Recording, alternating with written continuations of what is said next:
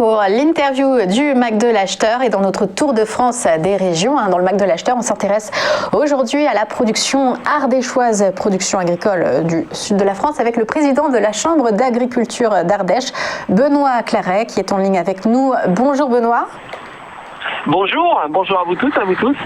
Alors présentez-nous un peu votre département. Qu'est-ce qu'on y produit? Quelles sont les principales spécialités agricoles? Alors, j'aurais peut-être dû commencer par ce qu'on ne produit pas, parce que finalement en Ardèche on produit à peu près tout, sauf tous les produits qui pourraient être les produits exotiques tropicaux. Mais en effet, l'Ardèche a une grande particularité, c'est de trouver à peu près tous les produits qui peuvent se commercialiser, qui sont bien sûr d'origine agricole, et bien sûr un territoire de qualité et de goût au vu de la typologie et de la topographie particulière de son territoire.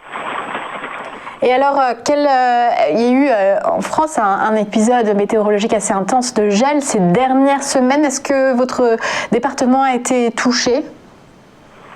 Oui, en effet, on a été terriblement touché par l'épisode de gel de la semaine, maintenant il y a 15 jours. Un épisode terrible, comme on en vit tous les 80, les 100 ans, qui s'est croisé en plus avec une particularité sur notre territoire, puisqu'on avait une avance végétative, c'est-à-dire que les végétaux étaient très avancés au vu de la période, et un coup de froid terrible qui a battu d'ailleurs des records de température négative sur certaines stations depuis l'enregistrement des données météo. Donc oui, la partie cerise, abricot, mais même les pommes, les pêches et bien sûr la châtaigne qui est notre produit emblématique a été touchée, voire dévastée pour certaines productions. Alors comment est-ce que vous faites pour aider les agriculteurs dans ce moment difficile? Quel est votre rôle? Tout d'abord, le premier élément, ça a été de très vite apporter notre soutien et d'être présent à leur côté. Et d'ailleurs, l'ensemble des responsables au plus haut de l'État se sont déplacés sur notre département, puisqu'on a eu la chance d'avoir Monsieur le Premier ministre et Monsieur le ministre de l'Agriculture avec notre ministre ardéchois, Olivier Dussopt, qui était à nos côtés très rapidement dès le samedi, 2 jours après l'événement.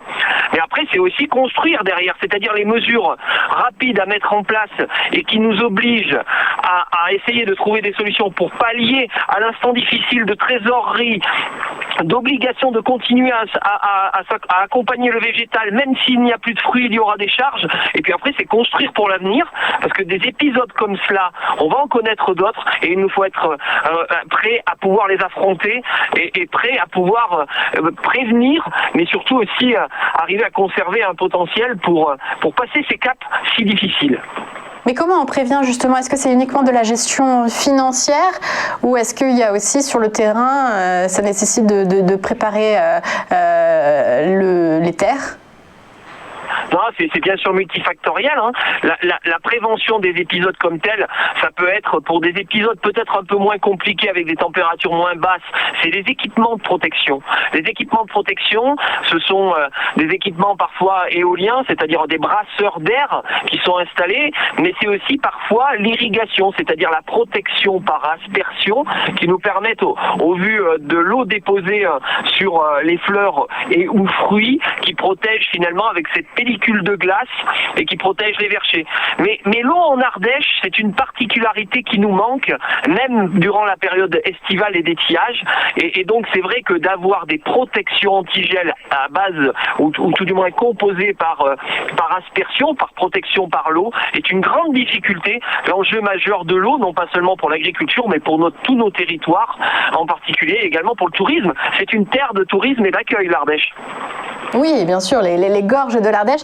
Un petit mot aussi sur les ressources humaines en termes de fermes agricoles, parce qu'il y a un chiffre qui tourne beaucoup en France en ce moment. On dit que bientôt 160 000 fermes seront à vendre. Comment est-ce que vous incitez les jeunes, ou les moins jeunes d'ailleurs, à venir dans votre secteur ?